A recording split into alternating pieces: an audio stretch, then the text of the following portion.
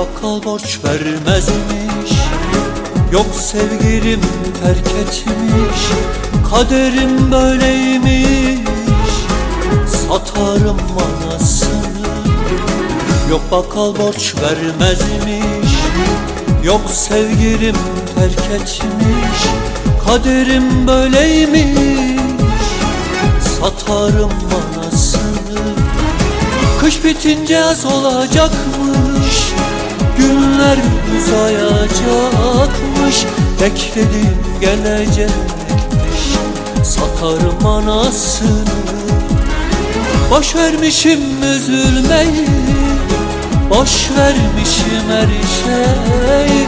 Yok artık ağlamam, gülmek daha rahat. Boş vermişim üzülmeyi, boş vermişim her şeyi. Yok artık ağlamam, Gülmek daha rahat, yoksa çekilmez hayat. yok artık ağlamam, Gülmek daha rahat, yoksa yaşanmaz bu hayat.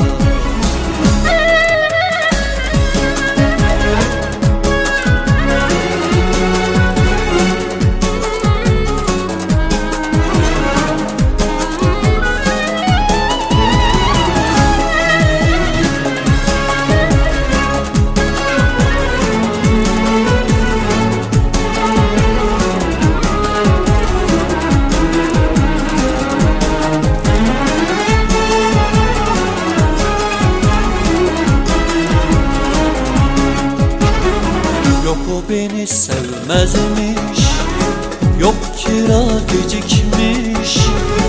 Faturaları birikmiş, satarım manasını. Yok o beni sevmezmiş, yok kira gecikmiş.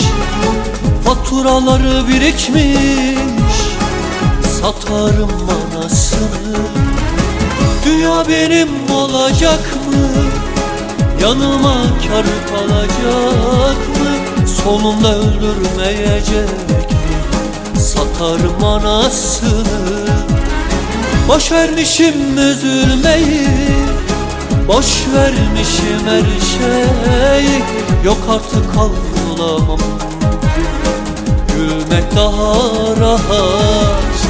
Boş vermişim üzülmeyi, boş vermişim her şeyi.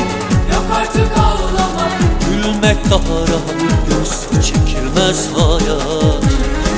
yok artık ağlamam, Gülmek daha rahat, yoksa yaşanmaz bu hayat.